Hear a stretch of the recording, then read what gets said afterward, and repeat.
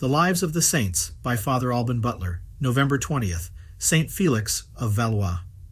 The surname of Valois was given to this saint, according to some, because he was of the royal branch of Valois in France, but according to Jaffred, Baillet, and many others, because he was of the province of Valois.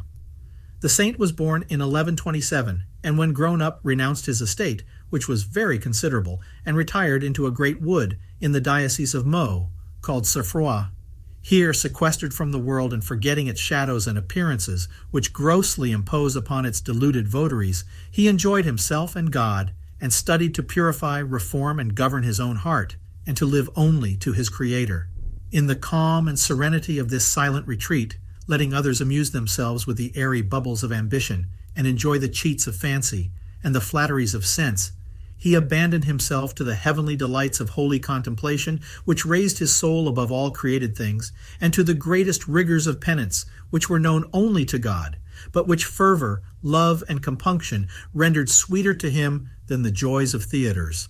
The devout hermit had no thoughts but of dying in the obscurity of this silent retreat, when divine Providence called him thence to make him a great instrument of advancing his honor among men. Saint John of Matha, a young nobleman, a native of Providence, and doctor of divinity, who was lately ordained priest, having heard much of the wonderful sanctity of the holy hermit of Cerfroid, sought him out in his desert, and put himself under his direction. Felix soon perceived that his new guest was no novice in the exercises of a spiritual life, and it is not to be expressed with what fervor the two servants of God applied themselves to the practice of all virtues. Their fasts and watchings exceeded the strength of those who have not inured themselves by long habits to such extraordinary austerities. Prayer and contemplation were their ordinary employment, and all their conversation tended to inflame each other to the most ardent love of God. After some time, St. John proposed to the other a project of establishing a religious order for the redemption of captives, a design with which he was inspired when he said his first Mass.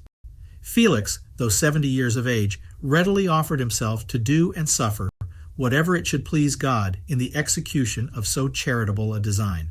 They agreed to consult heaven by redoubling their fasts and prayers for 3 days, after which term they resolved to beg the approbation of the Holy See, and made an austere pilgrimage together to Rome in the depth of winter, and arrived there in January, 1198. Innocent III, who was lately installed in St. Peter's chair, having read the strong letters of recommendation which the Bishop of Paris sent him in their favor, received them as if they had been 2 angels sent by God, and lodged them in his own palace.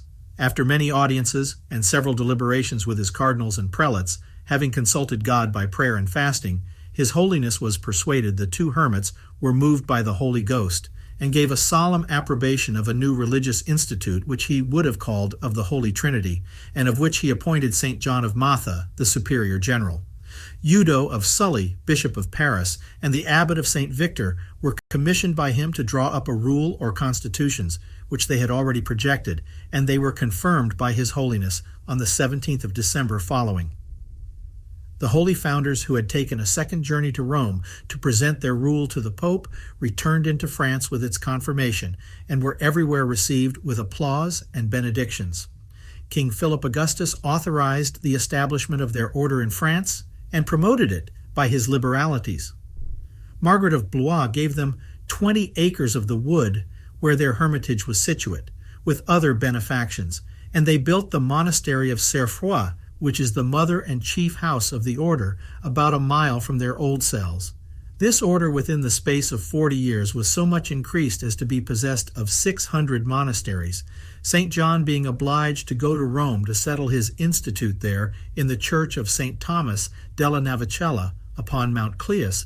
The direction of the new convents which were erected in France was left to St. Felix, who, among other houses, founded one at Paris in the church of St. Maturinus, though the house was afterwards rebuilt more spacious by Robert Gaguen, the learned and famous general of this order, who died in 1501.